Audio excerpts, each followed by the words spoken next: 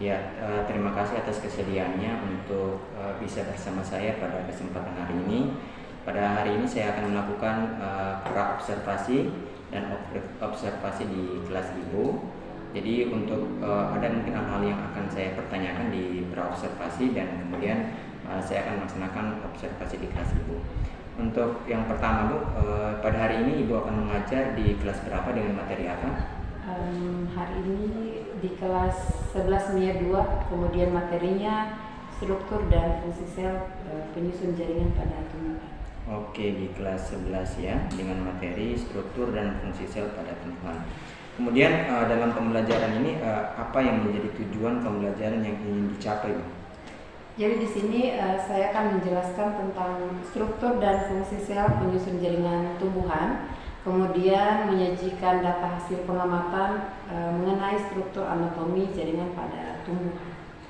Oke, jadi ada dua tujuan ya, yaitu pertama menjelaskan, yang kedua adalah bagaimana mereka menyajikan datanya. Dan oke, dari proses pentujuan pembelajaran tadi, kemudian ada area pengembangan yang hendak dicapai.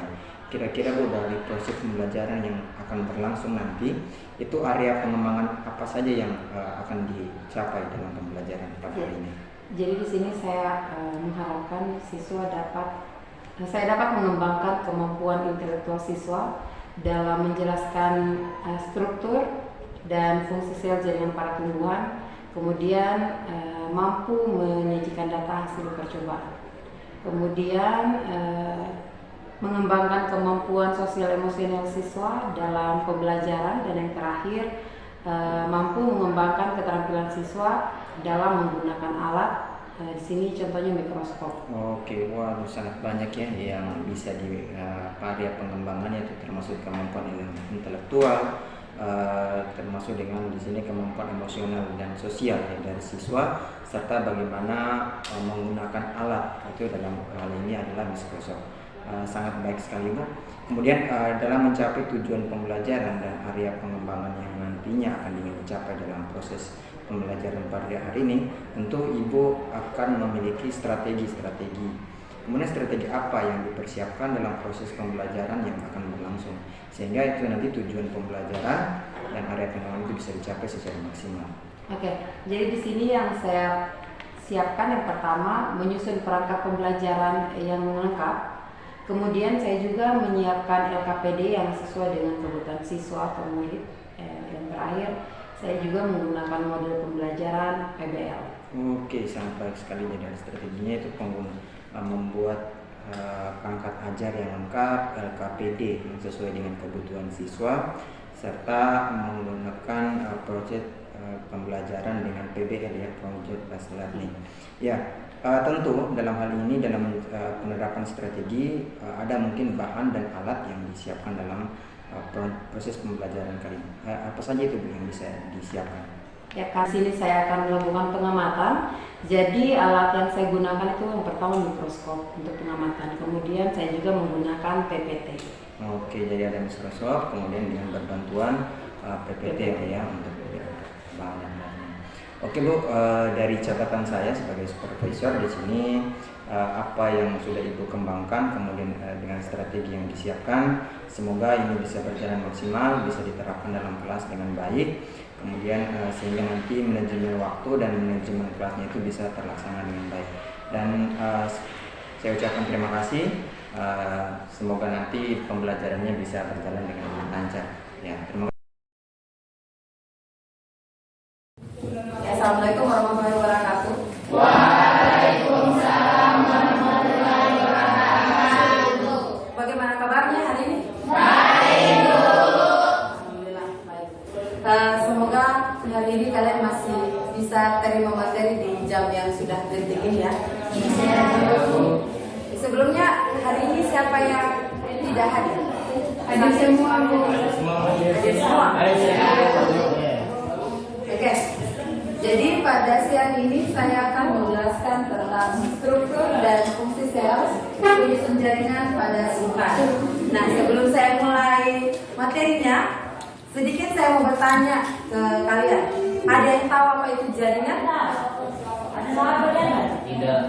Apa?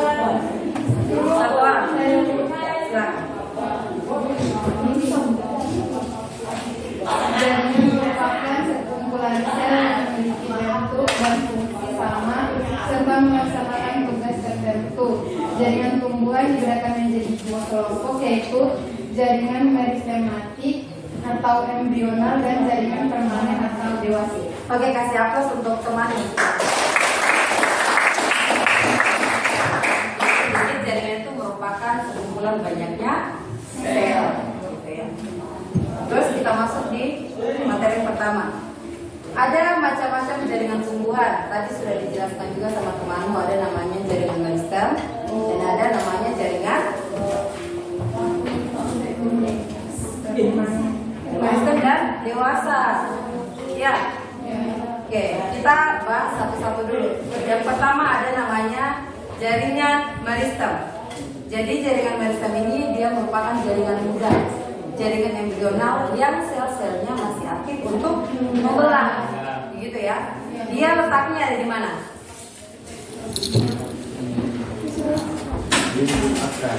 Dia biasa ada pada titik tumbuh seperti ujung akar dan juga ujung akarnya. Kemudian berdasarkan letaknya, jaringan meristem dibedakan lagi menjadi 3. Ada namanya meristem apikal. Dia terdapat pada pucuk batang dan ujung akar. Ingat ya. Kemudian yang kedua meristem lateral. Kalau lateral dia terdapat pada bagian tepi akar dan batang tanaman.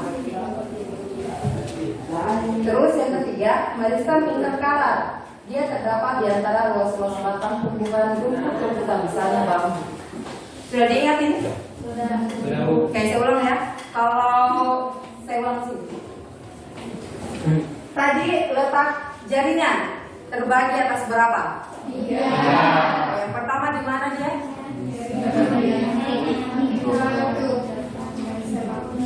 Terus satu orang.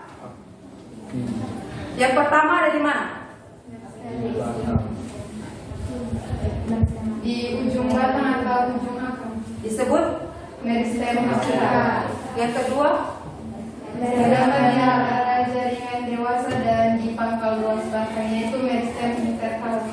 yang ketiga Meristem lateral terdapat sejajar dengan permukaan organ tempat ditemukan. jadi ingat ya, untuk letaknya dia ada 3, apikal, lateral, dan inter. Kita lanjut ya.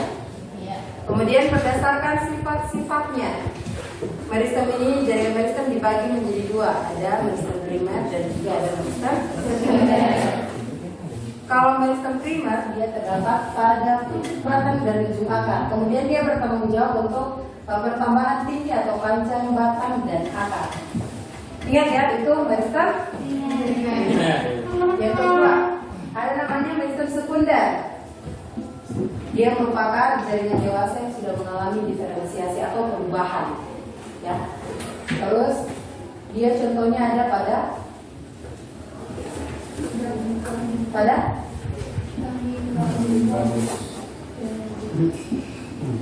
apa? Dia bisa juga contohnya pada batang bayam. Kalau pada batang bayam dia tidak memiliki kambing karena sehingga dia menyebabkan batangnya tidak membesar. Ya. Terus ingat untuk berdasarkan sel asalnya ada 2 ya. Yang pertama Oke, kalau meristem primer dia bertanggung jawab untuk apa kalau misalnya? Kalau meristem sekunder ini merupakan jaringan dewasa yang sudah mengalami perubahan. Oke, kita lanjut lagi ya.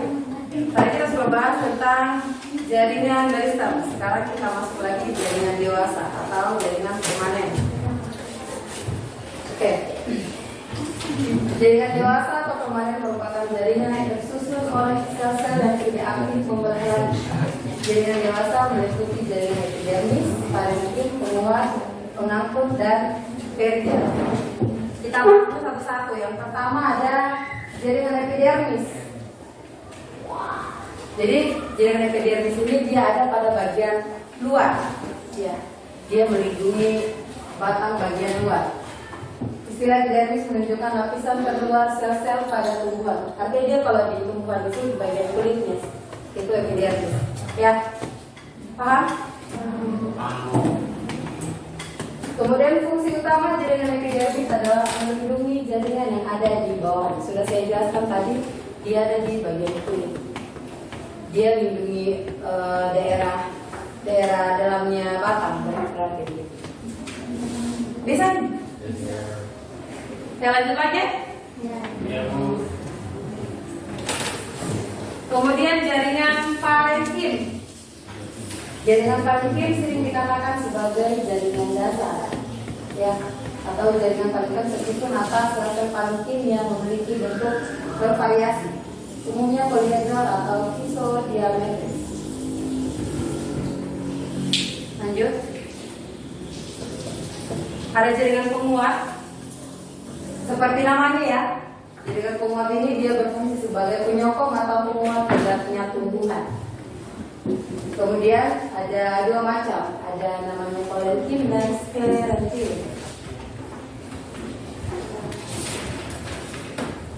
Bisa? Oke. Kita lanjut lagi. Yang terakhir ada jaringan pengangkut. Yang keempat ada jaringan pengangkut. Jadi jaringan pengangkut ini dia ada dua, ada namanya silem dan flum. Ya. Silem merupakan komponen jaringan pengangkut yang memiliki dua fungsi utama, yaitu mengangkut air dan garam-garam mineral dari akar ke batang. Dan yang kedua memberi sokongan mekanis bagi tumbuhan. Ingat ya. Yang kedua flum merupakan jaringan pembuluh atau pengangkut yang bertugas memindahkan gula hasil fotosintesis dari daun ke seluruh tubuh tumbuhan. Bisa? Oke, yang terakhir ada jaringan perider. Jadi jaringan perider ini jaringan pelindung sekunder. Intinya begitu. Jadi fungsi perider, dia melindungi tumbuhan dari pengaruh suhu ekstrim biasanya. Kemudian mengurangi kehilangan air dan melindungi tumbuhan dari gangguan mekanis, contohnya kayak gangguan dari hewan buas. Oke, mungkin itu saja sedikit dari penjelasan untuk jaringan tumbuhan. Selanjutnya kita akan adakan pengamatan terkait jaringan yang ada pada tumbuhan. Saya akan bagi kelompok, jadi kelompoknya akan dibagi 4. Ya, ada yang bawa alat bahan? Ya. Pasti itu seperti itu.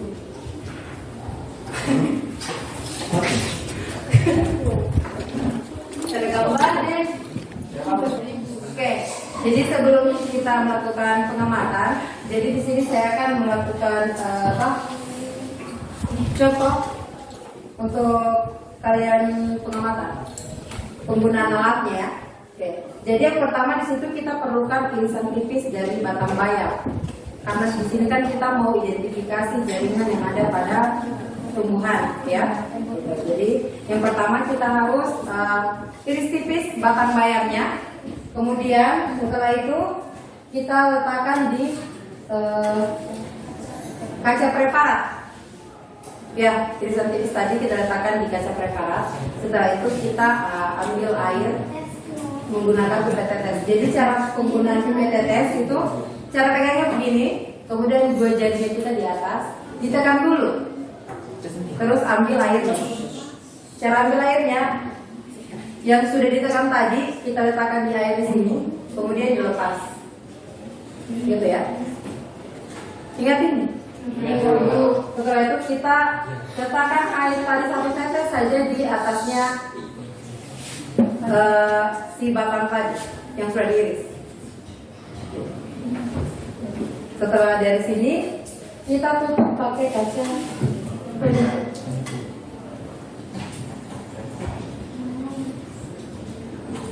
Begini ya, jadi hasilnya begini. Setelah itu kita simpan di bawah mikroskop. Bisa ya? Bisa. Saya coba di kelompok yang ini dulu.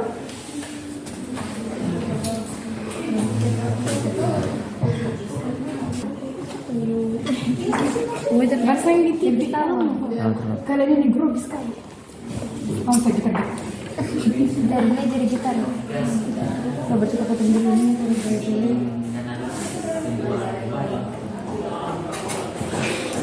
Paus.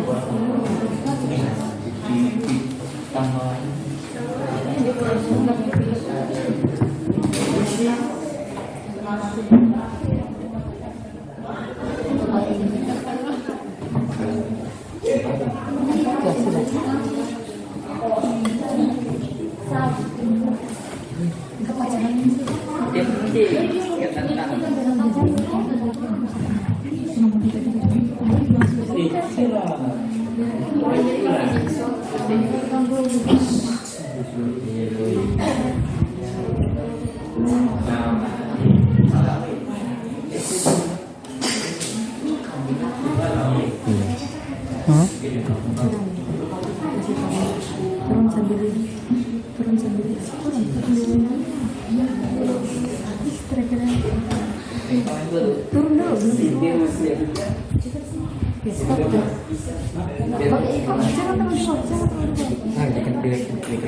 Putar.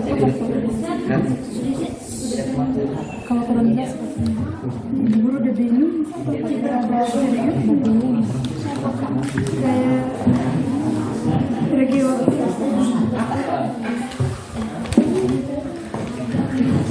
Kalian juga yang lain. Sudah. Mana airnya?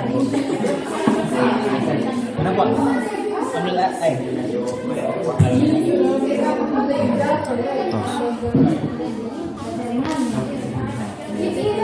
Bukan Richard pegangnya, gini. Mana wih? Malah wih. Mancing kebanyakan. Tapi kan dah.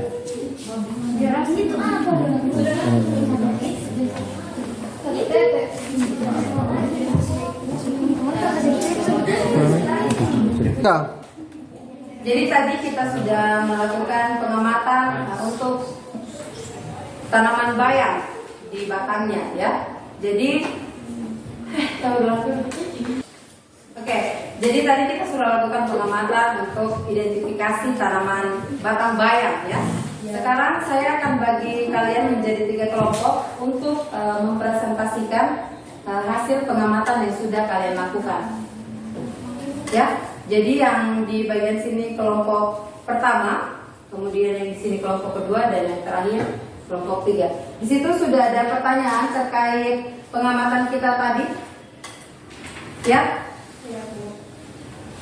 Bisa kelompok pertama. Jaringan apa saja yang menyusun akar, batang, dan daun monocotyledon? Berdiri. Perkenalkan dulu. Perkenalkan, Assalamualaikum warahmatullahi wabarakatuh. Perkenalkan, nama saya Wadah Famalia, saya di kelompok 1. Saya akan menyampaikan penelitian dari jaringan pada tumbuhan batang bayam, yaitu jaringan apa saja yang menyusun akar, batang, dan daun monokotil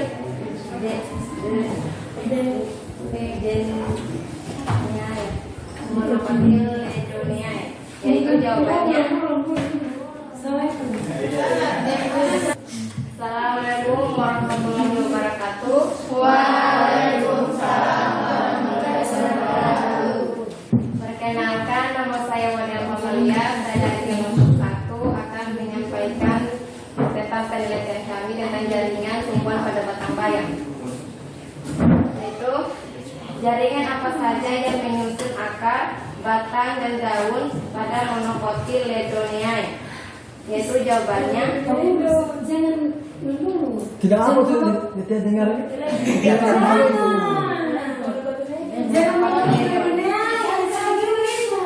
Warahmatullahi wabarakatuh.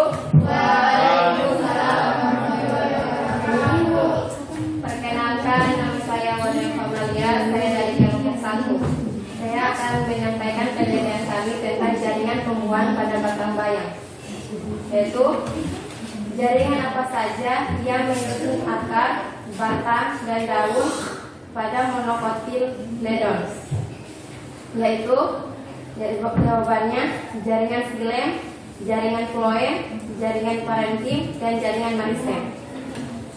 2. Jaringan apa saja yang menyusun akar, batang, dan daun pada dicotyledon, yaitu jaringan epidermis, jaringan endodermis, jaringan korteks, jaringan parietal, dan jaringan phloem, jaringan xilem, dan jaringan cambium. Mungkin itu saja dari yang kita ajarkan. Oke, kasih aplaus untuk kelompok pertama. Oke, jadi untuk pertanyaan terakhir akan dijawab oleh kelompok 3. Silakan kesimpulan untuk kelompok 3.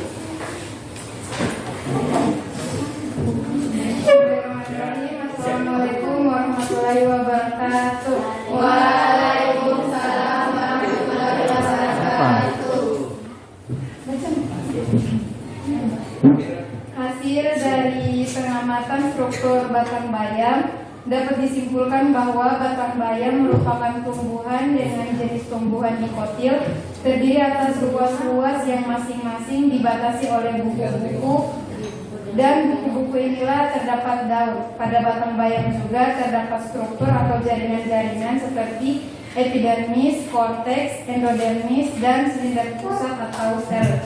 Dapat disimpulkan juga bahwa pengamatan dengan menggunakan alat mikroskop kita dapat mengetahui jaringan-jaringan apa saja yang ada di dalam batang bayam dan aktivitas apa saja yang terjadi di dalamnya.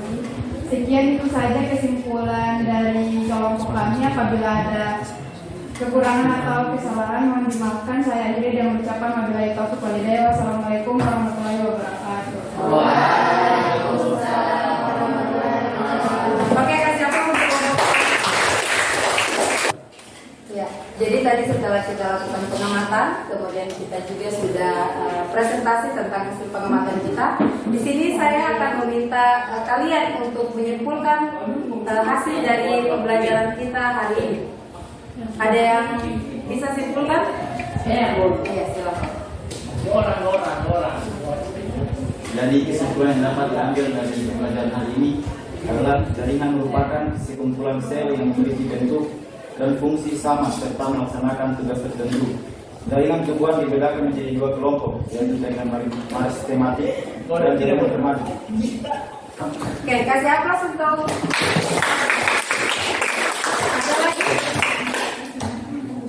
Ada lagi? Ya, silakan.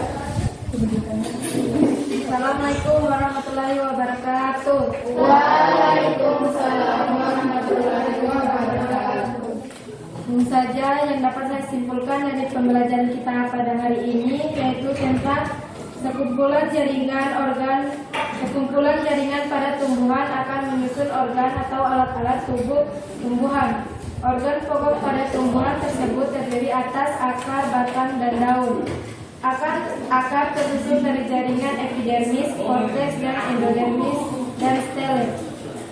Batang tersusun dari jaringan epidermis, korteks, dan stele.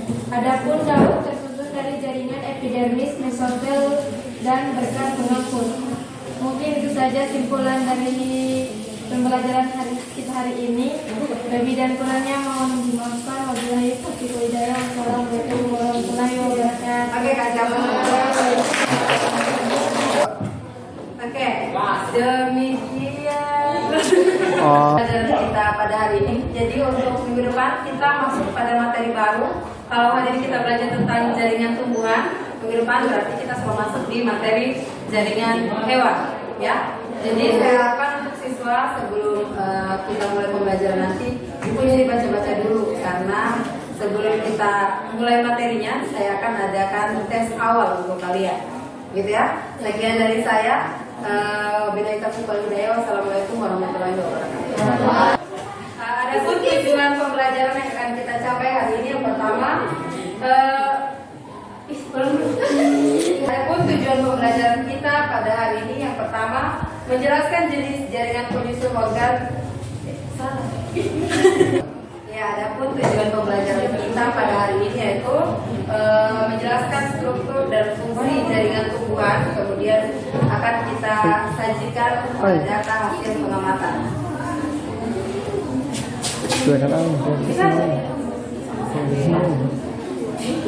Itulah dulu tadi.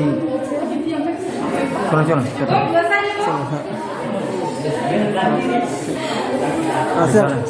Ini ulang. Ya, sedang. Gimana ulang? Hah? Adapun tujuan pembelajaran kita pada hari ini yaitu menjelaskan struktur dan fungsi sel jaringan pada tumbuhan dan menyajikan data hasil pengamatan mengenai struktur anatomi jaringan pada tumbuhan.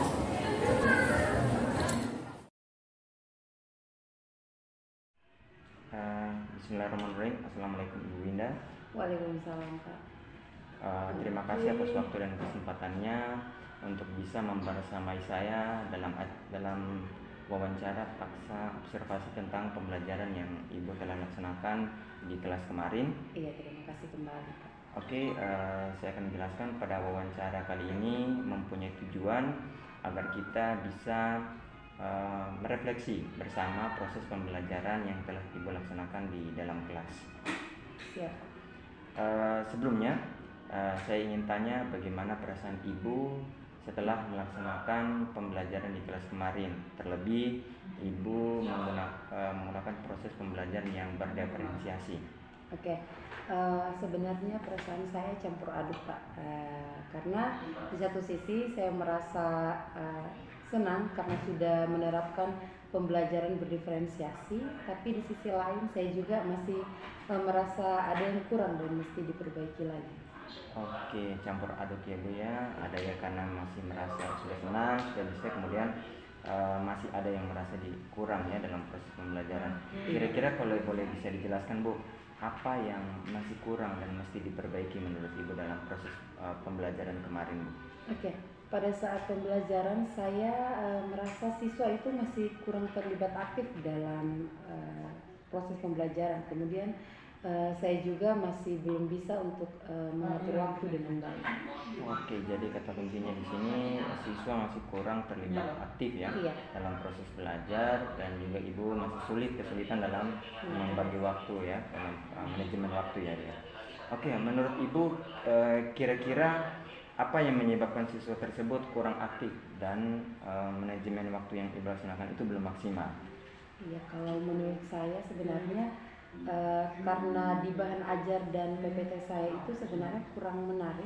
Kemudian saya juga tidak mengajak siswa untuk berdialog secara langsung, dan juga saya masih belum bisa melaksanakan refleksi di akhir pelajaran.